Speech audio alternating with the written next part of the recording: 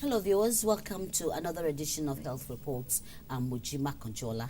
Today on the program we are revisiting an eye condition that is often referred to as the silent thief.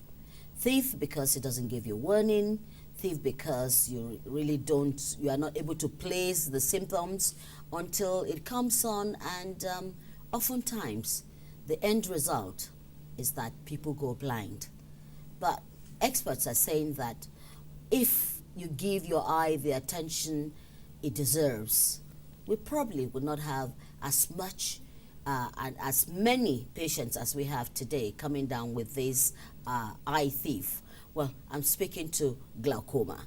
We have visited glaucoma once on this program, but it has become an imperative by the experts saying that we must again revisit glaucoma so that we can contain the prevalence of glaucoma, which sends people to permanent blindness when not detected early.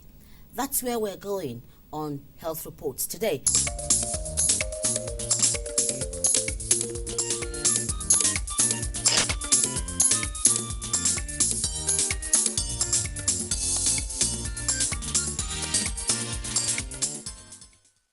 Well, you're back with me in the studio, and we have an expert in the house who would explain to us the need to look after our eyes. The eye is an integral component of the body anatomy that we need to pay special attention to. So I'd like to welcome you, sir, Dr. Sunday Abu, who is an ophthalmologist and who has been dealing with the subjects glaucoma.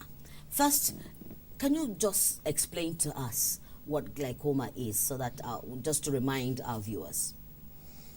Well, glaucoma is one of the diseases that afflict the eye, and is characterized by an increase in the pressure in the eye. And this pressure is sufficient enough to cause damage to the eye. Now, that means that you can have an increase in pressure in the eye, but which does not cause any damage to your eye. In that case, we won't say you have glaucoma. We will say you have ocular hypertension or something like that. But we need to follow you up until it produces a damage. Then it's glaucoma. How do you know? What are the symptoms? Because they call it a silent thief. Unfortunately, no one is able to know when these quiet changes take place in the eye. It is a kind of disease that creeps into the eye quietly. No symptoms, no signs, but pressure keeps building in the eye, gradually, slowly, but progressive.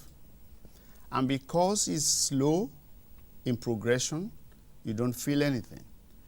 And the pressure causes damage to the back of the eye. The back of the eye is where the nerves congregate and then continues to the brain. It damages that point, and the eye exists on its own without any communication to the brain. And that is the blindness. And that is blindness, that is yes. Blindness. Yeah, but then again, you don't have any signs at all, no symptoms, no headaches, no nothing, it just comes on. Yeah, there are different types of glaucoma. Okay. The type we have here, we have in Africa as a whole, is the type that we call chronic open-angle glaucoma. This does not give any warning. This does not give any sign. A few people might be lucky when the pressure is too high to see halos around bulbs and experience headaches, but it's not a usual presentation of this type of glaucoma. There are other types of glaucoma that are, that are common in the white-skinned people. It's called a closed-angle glaucoma. That comes very acute and pressure goes up very high, it gives a lot of pain, it gives a lot of headache, and that is the presentation of that kind of glaucoma, and it can bring blindness suddenly. But the type we have here is a chronic open angle glaucoma that does not give any warning. So how do we to stem anyone. the tide in terms of, well, you did say to me when we was talking before this program that early detection saves Yes. your eye. So how? Early detection saves the eye. Everyone must know that eye is a part of our body, and we need to look after it. And the only way to prevent glaucoma from causing its silent damage is by early detection. The early detection is when people present themselves to the eye doctor and say, examine my eyes, when nothing Has happened. When the eye seems to be normal, nothing is going on. You just walk into the eye doctor, please check my eye. That is the only way. So just to like catch we glaucoma. advocate for medical checkups, Yes. the eye too, we must pay special attention also to the eye. To the eye. We must pay special attention to the eye. Okay. And you see, in 10% of the people that suffer from glaucoma, it runs in the family, 10%. The remaining 90%, it does not exist in their family. And so if you know that your family, you have a blind person, or once somebody has problem with glaucoma, you are more susceptible to getting glaucoma. Therefore, you should subject yourself more frequently for checks. And if you check this year and you are free, does not mean everything is fine. Glaucoma can only be caught when it has produced a damage. If it has not produced a damage, you cannot say there's glaucoma in that eye. But the time we will detect the damage, you wouldn't have known that anything is going on in your eye. And so when we see the damage, a very small damage, we would tell you something is happening here.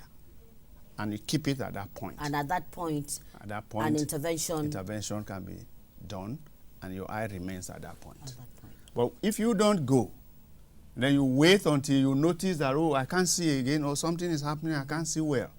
80%, 90% of the eye has been destroyed before you see symptoms. It is, it is that far. That far before you begin to see symptoms. symptoms. Let's talk about age group. Yes. Who are the most people that are susceptible to to this silent you know, like it can occur in any age. Okay. Children can be born with glaucoma. As it's delivered from the womb, there's glaucoma in there, but there are different kinds of glaucoma. They are not this type of glaucoma we are talking about. They have their own way of management and treatment. Now, people who should have themselves checked regularly, if you have a family history, yes, don't wait until you are 40. The remaining people who don't have a family history of glaucoma, as you are getting close to 40, not only the eyes, the body begin to experience a lot of changes. At this point, people should have themselves checked when you are getting to about 40 years. And on a regular basis? Well, at least once a year. If nothing is happening in your eye, at least once a year, have your eyes checked. But if your family has a history of glaucoma, you have to check yourself early before you get to 40, because things can be going on quietly. It's possible that you might... Oh, yes, quite a lot. You have 20, 30, 40, 30, less than 40 going blind from glaucoma. When can treatment start? As soon as it's detected, treatment begins. Once it's confirmed that this is glaucoma in this eye, treatment begins. And it's affordable? Well, most of the drugs for glaucoma are expensive drugs. And this is the dilemma about treating glaucoma. The medications are expensive, and sometimes, until recently, are not even available. Now, more drugs are coming in, newer drugs are coming in, but they are expensive. Right? Someone probably will spend like 5,000–6,000 monthly on an eye drops. Sometimes you might need 2 types, right? And so a lot of people may not be able to afford this. It also goes down. You know you have a problem, you know this is the treatment, but you can't just simply afford it. And so there's quite a number of people going blind because they cannot afford the treatment. Now, on the other hand, there are people that can afford. Again, we are confronted with problems of adulteration. And you will agree with me, any drug that is expensive are those ones that can be easily adulterated. And eye drops is very easy to do that. It's a question of putting water into this can and sell. And so you can be beautifully putting the drops regularly and still go blind because you're using wrong things and spending the money, getting the wrong medications. So how do we? Now, the thing is this: people must go to reputable places. Buying drugs from the market and from these are all the problems. Reputable places.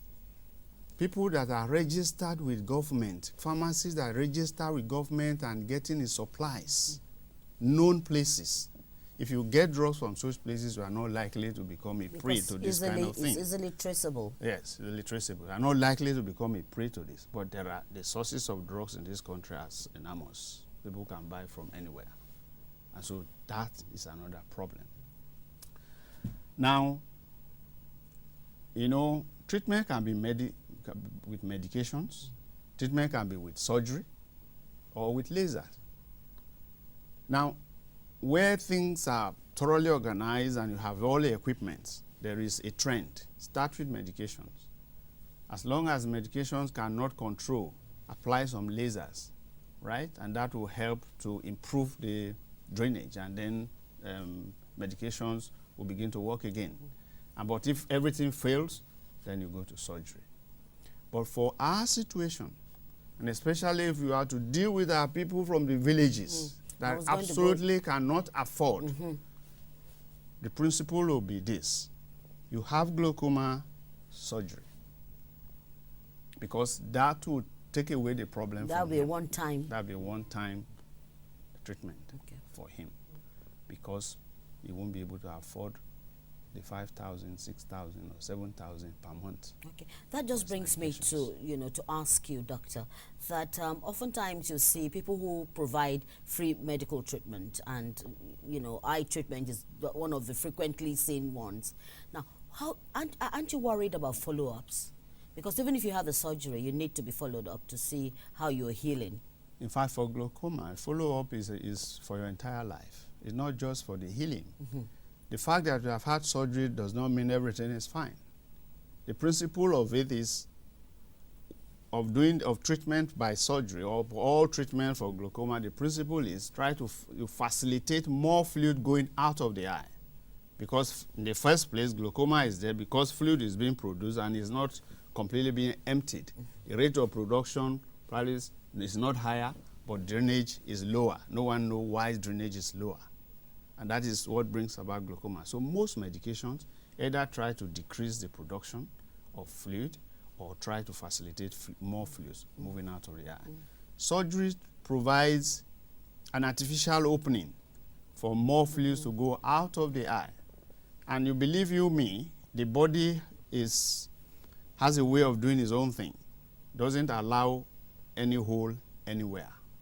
So if you create a hole for glaucoma, for drainage, the body will keep making effort to close that hole as long as you live. So that's why you need a regular... That is why you need a checkup. Because that hole might close and you are back to square one. Square one.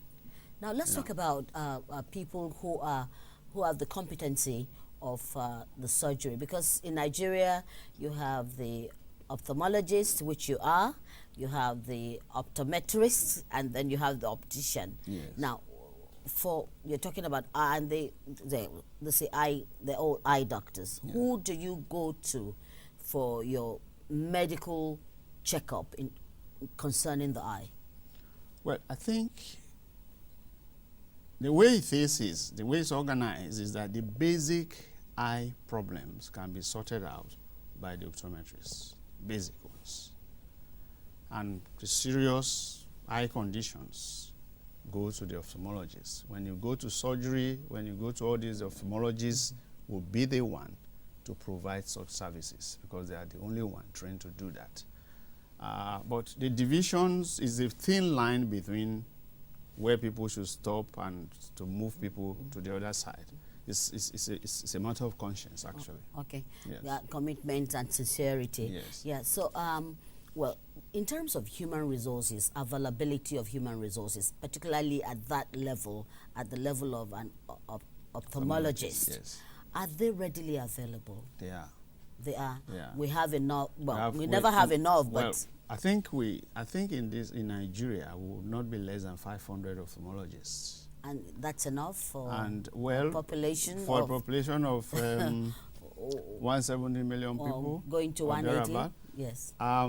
may not be enough. But if we should utilize what we have, I think, because if you look at the blindness rate from the national survey that was done 2005, glaucoma represents 16% of our blindness rate. That's high. It's high. Now, these ophthalmologists are present in the teaching hospitals, all the teaching hospitals of this country. Some general hospitals have ophthalmologists, and they are able to deal with these problems. But you see, if you go through, you will find out that the number of glaucoma operations is quite less compared to what is done with cataracts. Not many people will submit themselves to have their eyes done for glaucoma operation. I think it's a matter of awareness, promoting that, look, this is a sure way of preventing blindness from glaucoma. From glaucoma. Once people get to know, I think with what we have, So we still, a there's lot still can be lot done. needs to be done, Yes. particularly at the rural areas, Yes. where well, Right. oftentimes they Yes. present rather late, Very late, yes. very, very late. Yeah. So are you advocating that at the level, because at that level, what you have most is a dispensary or a primary health Primary care health clinic? care, yes. Yeah, are you advocating that this should also be part of the package for at the level of Well, it's all about trying to screen at that level, Okay. and send people To to the- the and next referrals, level, to the and make next referrals. to the next level where they can get the service. The problem about glaucoma majorly is detecting it and say this thing is here. Once you detect and say glaucoma is here, you can send to the next level where they can get treatment, either by way of medications or by way of surgery or whichever way. I'm worried also about, well, I'm concerned also about the fact that you did mention that, eye medications are susceptible to what we see, fake. Yeah, commonly, yes, Yes, commonly. around, Now, how are you speaking to NAFDAC about that, so to curb it, or do you see in your clinic that people actually, have had to use fake eye drops instead of Well, I think NAFDAC is trying. These days, a lot of medications have NAFDAC numbers. Okay. And once we see NAFDAC number, we are sure that those drugs are genuine ones. And we are beginning to see fewer and fewer medications without NAFDAC number because the road is actually blocked. okay. I think they are doing well, and I think that maybe in the rural areas, where people cannot afford these things and see cheap ones, and they're the ones that will buy from the market and buy from all sorts of places. So, but if people buy from reputable places, they are not likely to see fake drugs. Yeah, when you are talking of reputable places, we don't have a lot of pharmacies, the big pharmacies, at that level. But So- it ceased to have a NAFDAC number. Okay. Any drugs that you want to use, Any- it ceased to have a NAFDAC, NAFDAC number. number. Check to see NAFDAC. Most don't even look at it. You just buy and go, off you go. Check and see. Now, if there's no NAFDAC number, go back and say, look, this drug has no NAFDAC number. And that's the only way we can get genuine ones. Genuine ones, Yes. okay. Let's now speak to, well, I'm still going to talk to cost, the economies of treating glaucoma. yes. How expensive is it? I mean, if you have to go through surgery and follow-ups and the rest of it. The treatment for glaucoma is not cheap. You said that. It's not cheap. Now, like I said before, you can only say glaucoma is here when you notice, when you have seen a damage. 3 parameters. 1, the pressure is high. Secondly, you look into the eye and you can see the nerve being destroyed. The third one is, and the most sensitive in detecting glaucoma, is the field of vision. Each of us has what we call the field of vision. Field of vision is that I'm sitting down like this. I don't need to look back to see my fingers moving here. And all this way forward is my field of vision. What glaucoma start doing from the early stages is to narrow your field of vision. There are machines that we put you on. You're going to spend maybe like 30, 45 minutes there to plot out your fields and see what kind of field you have, how much of your field is there.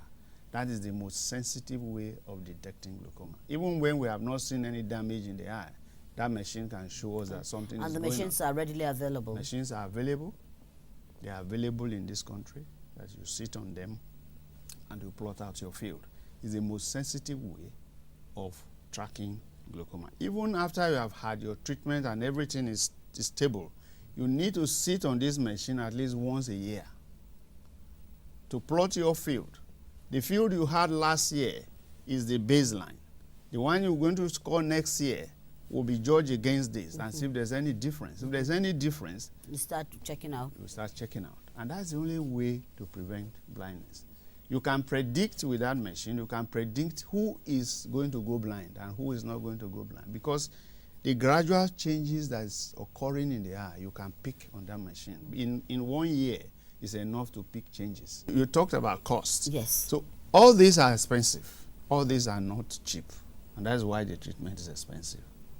Drugs are expensive. Surgery is one time. May not be too expensive compared to the number of drugs you have to buy. But these other ancillary tests you need to do that is part of the treatment are also cost money. So which way forward to stem the tide of this silent thief? Well, the way forward will be, first, let there be awareness. People should be aware that there's something called glaucoma that can be present even when you appear normal. Does it have local names? Well, everyone knows this glaucoma. Glaucoma, okay. We've not framed local name for it, but glaucoma is very popular. Okay. Everyone knows about glaucoma, that it causes permanent damage. And so if the awareness is there and early detection can be done, then the remaining thing becomes easier. So, well, we know that it's expensive. Is it registered under the National Health Insurance Scheme? Definitely, yes. It's registered. It is. So it's something that if you have yes, you are registered with the National Health Insurance, you can have this done. Yes. Now, okay. Let's talk about gender. Does it affect more men than women or more women than men? I think it's equal. Equal. With both men and women. Yes, it's equal. Equal. Yes. Yes. Okay. Well, the thing that it's most pathetic about this eye condition is the fact that if you don't detect it early and you go blind, can that blindness be reversed if you have a surgery? No. Wow. Once it causes blindness, when glaucoma produces blindness, it's not recoverable. You can't do anything about it. It causes a permanent blindness. And that is why early detection remains the bottom line to successful management of glaucoma. I tell people who come into the clinic and they are worried about my eyes, some can be worried about it. They know they have glaucoma. They are doing everything and they are worried. And I said, people who do this level of care cannot go blind from glaucoma. People that go blind are the careless. You know you have glaucoma, you're on drops, you put it, supposed to be twice a day. Sometimes you forget, you don't even apply at all. You are traveling, you leave it at home, and when you come back, you continue. These are those ones. But if you are careful and meticulous about glaucoma, you should not produce blindness. So yes. if you start early treatment, there's the possibility, Yes, there's a possibility, yes. That it will clean up. Clean up, controlled. Controlled, yes, okay, controlled. to be controlled. Yes. Okay. Now, having talked about pressure, been the main thing and the only thing that can be modified as far as treating glaucoma is concerned. There are other things that are coming up. That happens that can be also that we can do that can also help in the management of glaucoma. Now, those are the ones, the free oxygen radicals that brings about aging to the general population. There are few drugs that are coming in that one can be on if you have glaucoma. Be on. They are like multivitamins, but they help to mop up this radical that destroys the cells. If you can be on them once a day for a very long time, you may not see any dramatic thing happening, but it does do some supportive thing from supporting your vision. And you can only get to know about this when you visit your eye doctor. It's only when you visit that you get to know about it. Otherwise, you wouldn't know about it. Otherwise, you wouldn't know about it. Yes. So, well, in helping to save sight, what would be your passing shot? What would you say to us, particularly my viewers? What I will say is that everyone should take responsibility of his eyes. The eye is the window of the body, is the light of the body. When there's in darkness, the whole body is in darkness. And so we must take particular care about the eye. Walk up to your eye doctor and say, I come to check my eyes.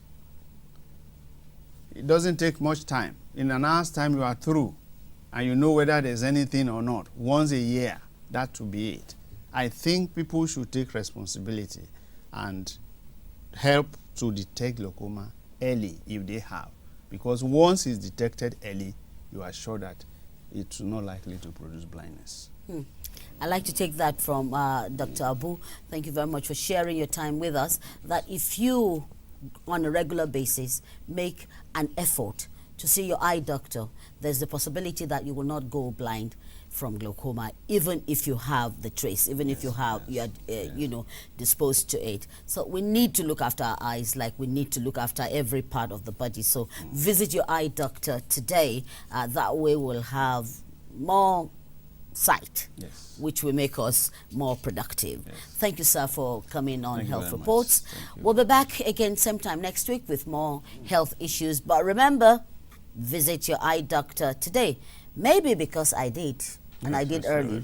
That's why I can still see peering from my glasses. Thank you very much. See you next week. Thanks for watching.